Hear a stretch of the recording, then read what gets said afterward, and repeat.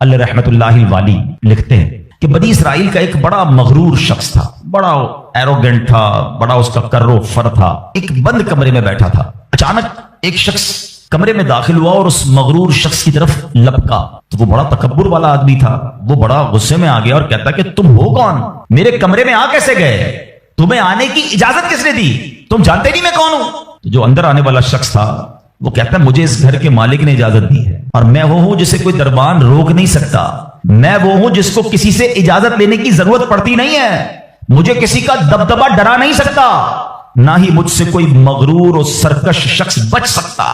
اب جیسے ہی یہ باتیں سنی نا تو مغرور شخص جو تھا وہ ڈرنے لگا، وہ کانپنے لگا، وہ گھبرا گیا۔ وہ کہتا ہے کہ آپ تو ملک الموت معلوم ہوتے ہیں، کیونکہ جس کو کوئی نہیں روک سکتا، جس کو کسی کی اجازت کی ضرورت نہیں ہے، جس کو کسی کا دبدبا کر رو فر ریزسٹ نہیں کر سکتا، وہ ملک الموت کے سوا تو کوئی نہیں۔ لگتا ہے آپ ملک الموت ہیں؟ تو فرماتے ہاں میں ملک الموت ہوں۔ اب وہ شخص تو بڑا گناہگار تھا، وہ رونے لگا، چیخنے لگا کہ حضور تھوڑی سی مہلت دے دیں، کچھ نیکیاں کر لوں، توبہ کر لوں، اللہ کو راضی کر لوں، ابھی میری روح قبض نہ کریں۔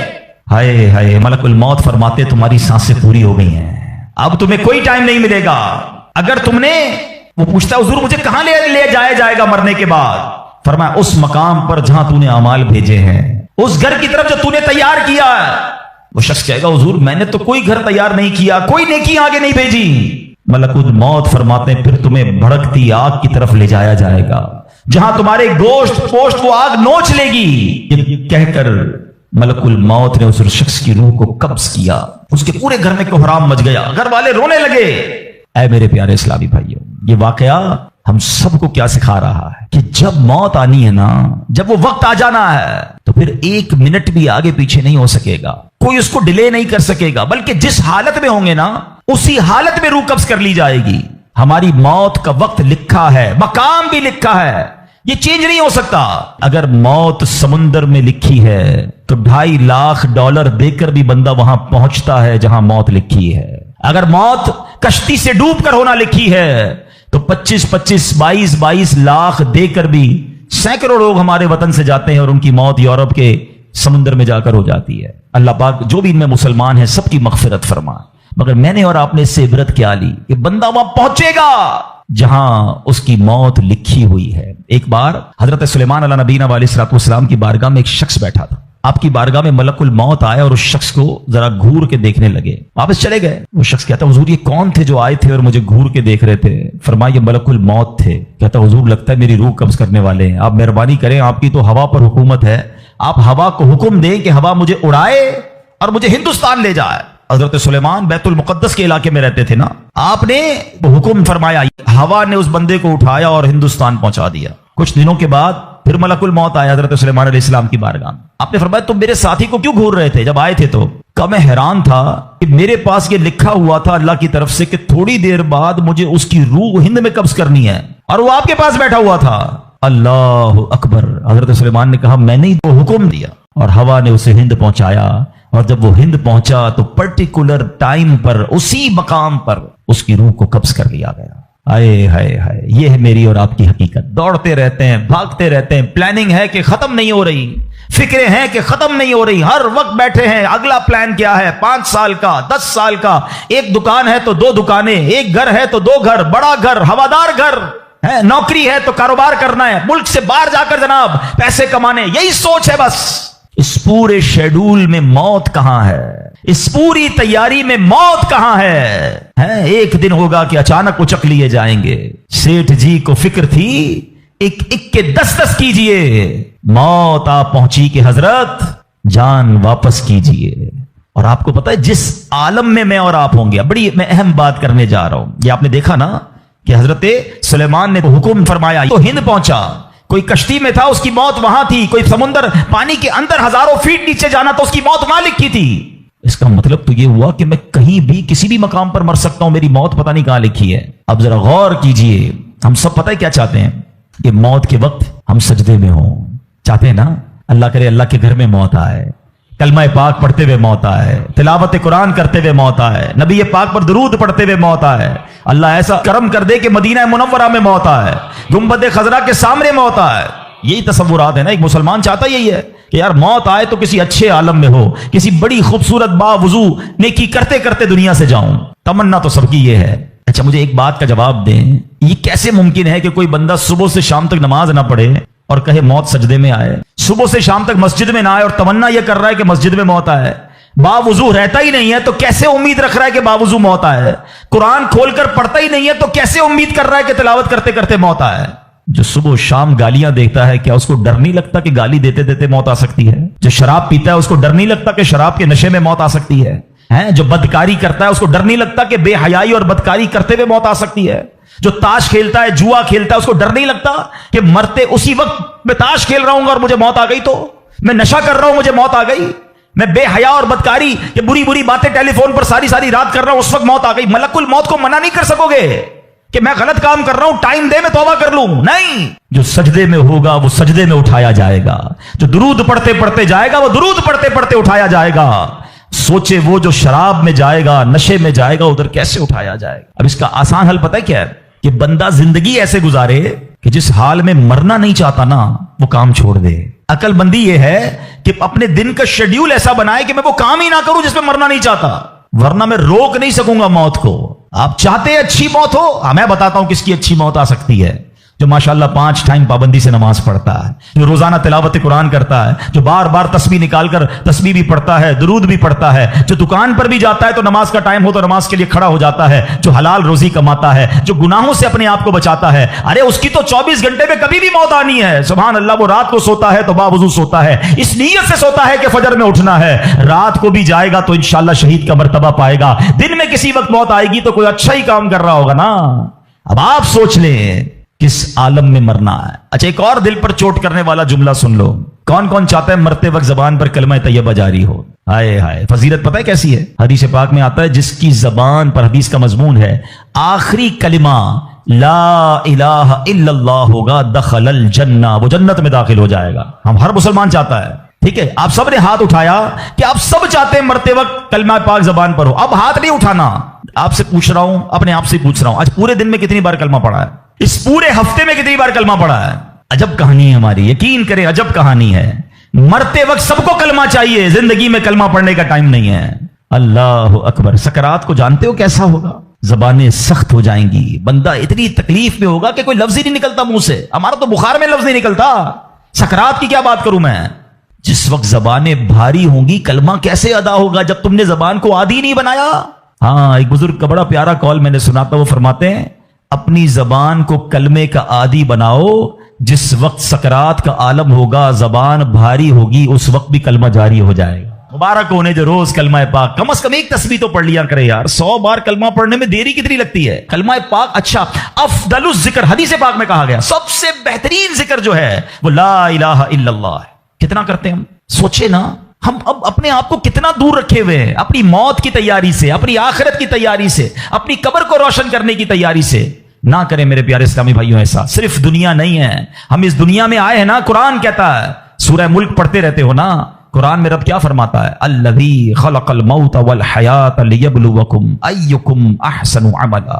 اللہ اکبر. اس میں کیا فرمایا رب نے؟ جس نے موت اور زندگی پیدا کی کہ تمہاری جانچ ہو کہ تم میں کس کا کام زیادہ اچھا ہے.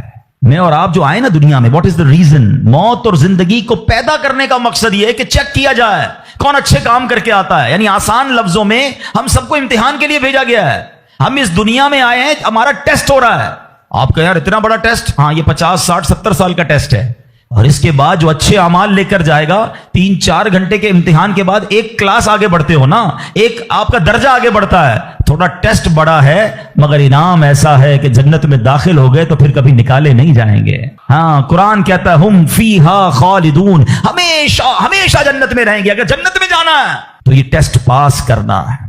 یاد رکھیے, صحابی رسول حضرت طارق محاربی رضی اللہ تعالیٰ فرماتے ہیں, اللہ پاک کے آخری نبی صلی اللہ علیہ وسلم نے مجھے نصیحت کرتے ہوئے فرمایا, یا طارق استعد للموت قبل الموت, اے طارق مرنے سے پہلے موت کی تیاری کر لو. ہاں, یہ نبی پاک نے فرمایا. اچھا, میں ایک سوال کرنا چاہتا ہوں. اگر میں آج آپ سے ایک سوال کروں کہ کسی ہم میں سے کسی کو پتا چل جائے کل کا دن آپ کی زندگی کا آخری دن ہے اور کل رات آپ دنیا سے چلے جائیں گے, ایک دن ہے آپ کے پاس, ایک مسلمان اس ایک دن کو کیسے گزارے گا؟ سچ بتائیے. کیا وہ کل دکان پہ جا کے کاروبار کرے گا؟ کیا وہ کل جا کے پیسے ڈبل کرنے کی کوشش کرے گا؟ کیا وہ کل جا کے فرنیچر مارکیٹ میں فرنیچر بنوائے گا؟ یا کل جا کے معاذ اللہ دوستوں کے ساتھ فلم دیکھنے گا چاہے گا چلو یار آخری دن ہے ذرا موج مزے کر لوں؟ یہ کیا کرے گا؟ اگر عقل مند مسلمان ہوا تو ایک دن ہے تو مسجد میں گزارے گا، تلاوت میں گزارے گا، توبہ میں گزارے گا، ذکر و اذکار میں گزارے گا، اللہ پاک سے معافی میں گزارے گا، کیونکہ آخری دن ہے۔ یہی کرو گے نا اگر پتہ چل جائے۔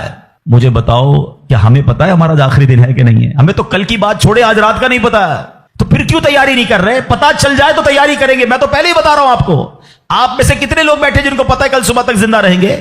مجھے بھی نہیں پتا، آپ کو بھی نہیں پتا۔ جب پتہ ہی نہیں ہے تو پھر کیوں تیاری نہیں کر رہے؟ پھر کیوں توبہ نہیں کر رہے؟ پھر کیوں حرام کی طرف ہم جاتے ہیں؟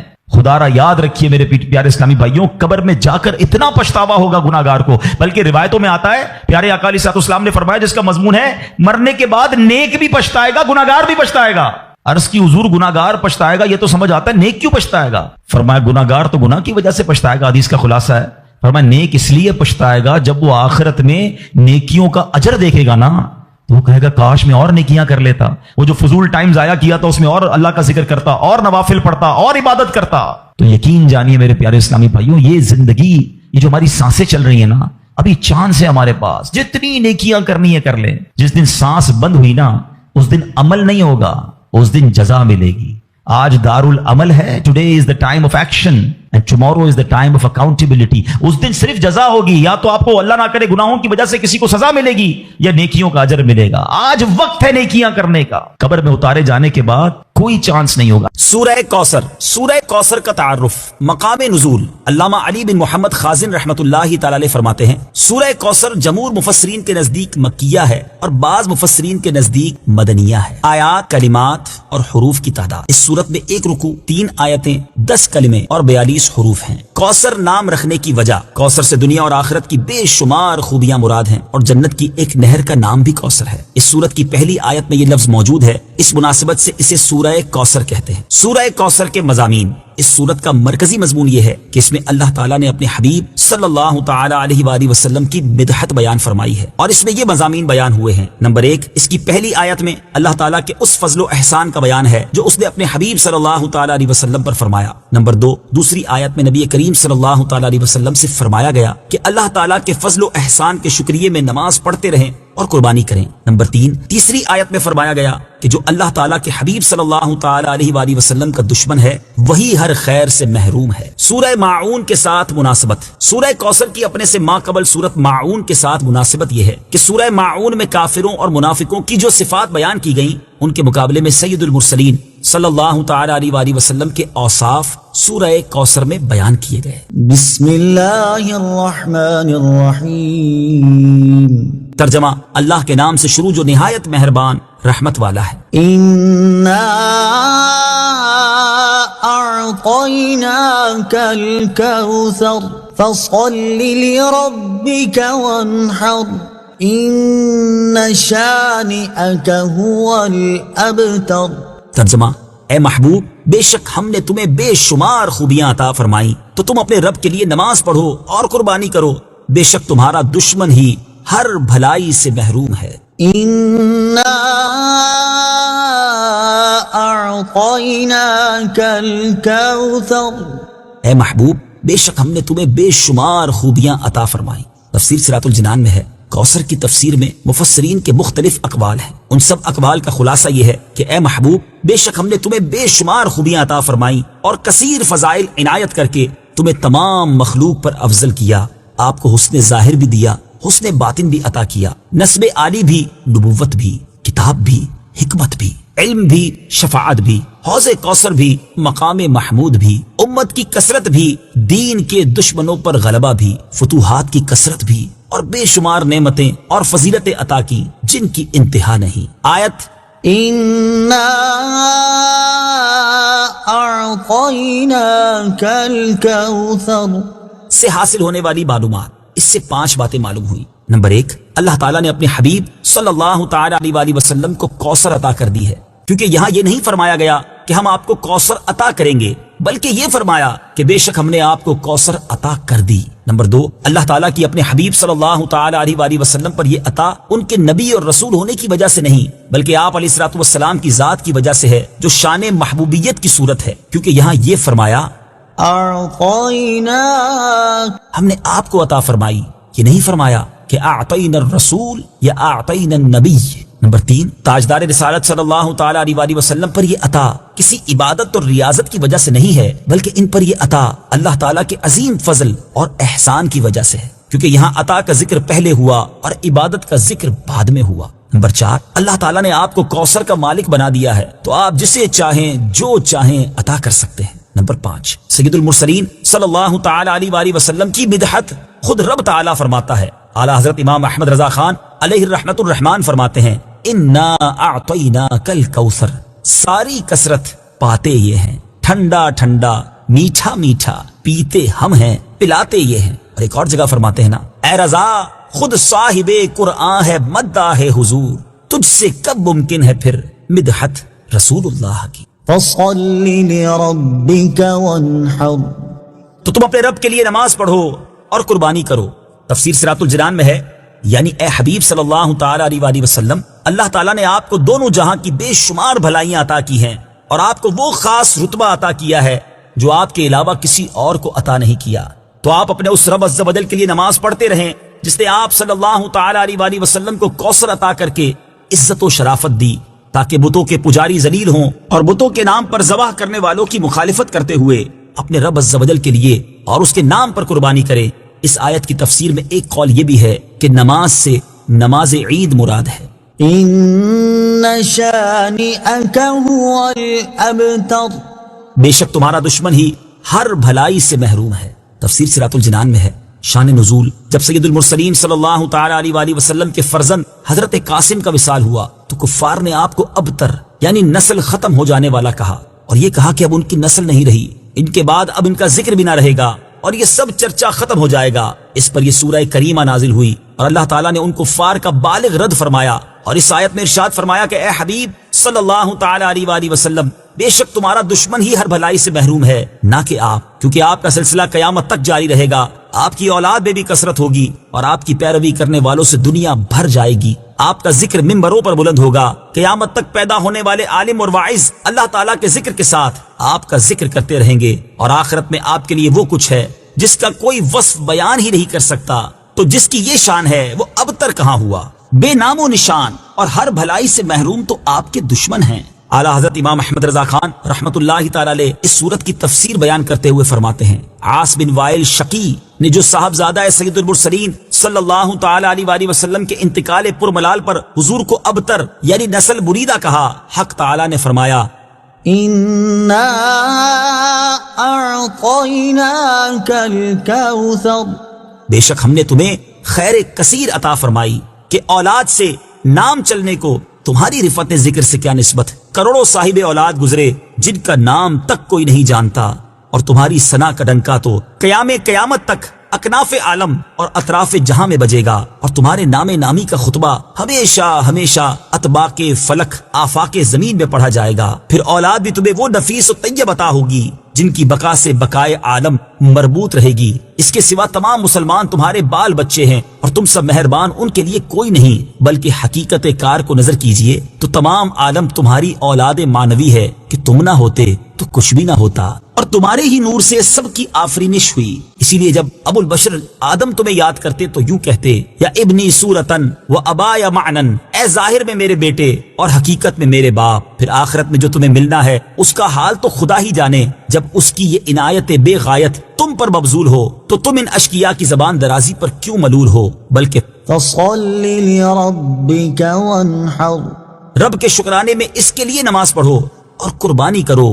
إن شانئك هو الأبتر جو تمہارا دشمن ہے وہی نسل بریدہ ہے، کہ جن بیٹوں پر اسے ناز ہے، یعنی عمرو و حشام رضی اللہ تعالی عنہما، وہی اس کے دشمن ہو جائیں گے اور تمہارے دین حق میں آ کر بوجائے اختلاف دین اس کی نسل سے جدا ہو کر تمہارے دینی بیٹوں میں شمار کیے جائیں گے۔ پھر آدمی بے نسل ہوتا تو یہی صحیح کے نام نہ چلتا، اس سے نام بد کا باقی رہنا 1000 درجے بدتر ہے۔ تمہارے دشمن کا ناپاک نام ہمیشہ بدی و نفرین کے ساتھ لیا جائے گا اور روز قیامت ان گستاخیوں کی پوری سزا پائے گا۔ والعیاذ